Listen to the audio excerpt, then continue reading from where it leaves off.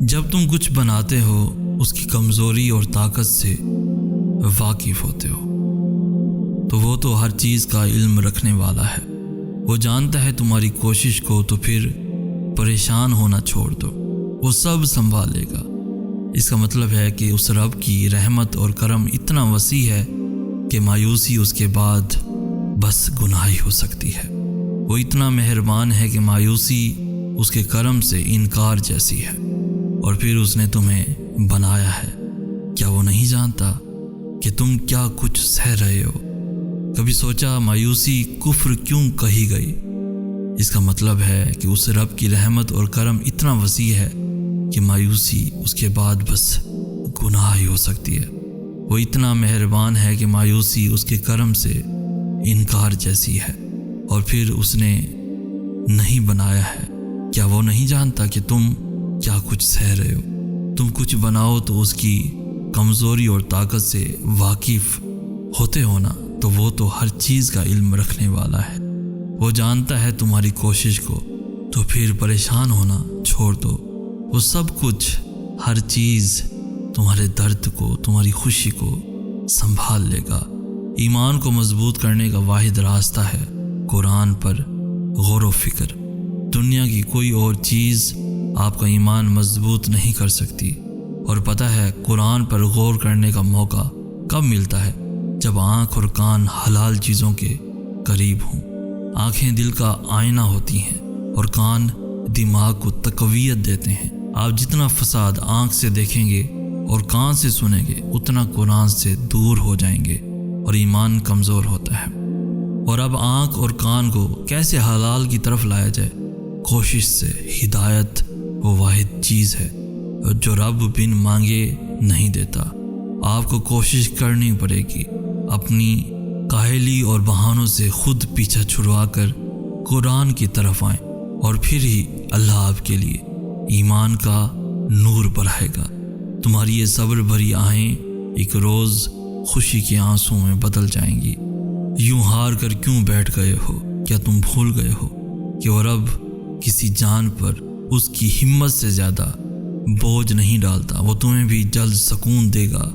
ایسے نا امید نہ ہو، یہ دنیا تو جگہ ہی آزمائش کی ہے، مگر اس رب کی رحمت بھی نصیب ہوتی ہے۔ سو تم بھی پریشان نہ ہو، سب ٹھیک ہو جائے گا۔ پریشان مت کرو خود کو، تم اللہ کی رحمت میں ہو۔ وہ سنبھالتا آیا ہے، آگے بھی سنبھال لے گا۔ امید نہ چھوڑنا، یہ شیطان تمہیں ورگلا رہا ہے، تم سے تمہاری طاقت، تمہارا یقین چھین کر بالکل تنہا کر دینا چاہتا ہے۔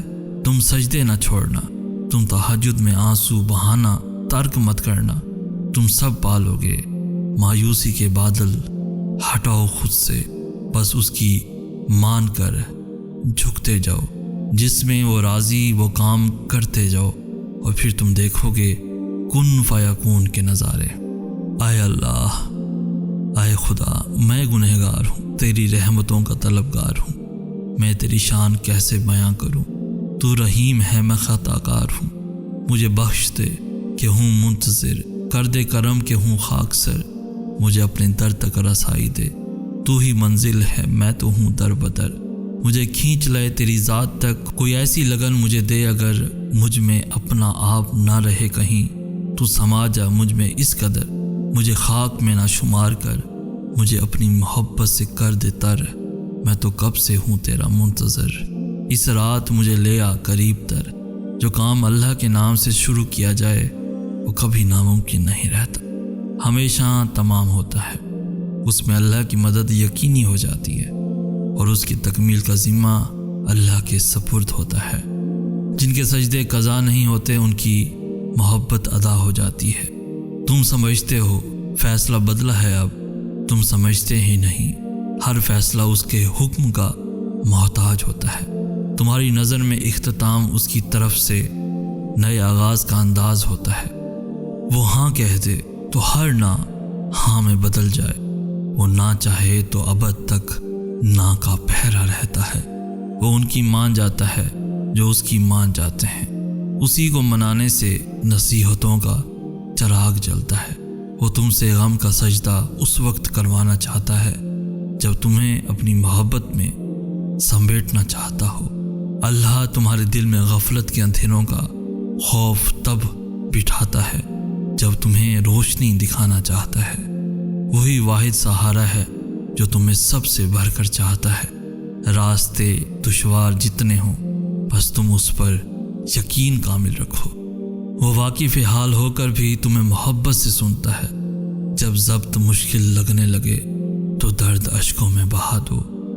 ये जितना सब्र तुम कर चुके हो उस पर अजर मिलना लाजिम है। यकीन रखते हुए कुछ और दिन सब्र से गुजार दो, सब्र से गुजार दो। हमें कहते हैं सैयद एहसनास। हम मिलेंगे नेक्स्ट वीडियो में। तब तक के लिए अल्लाह हो आपका हामी व नासिर।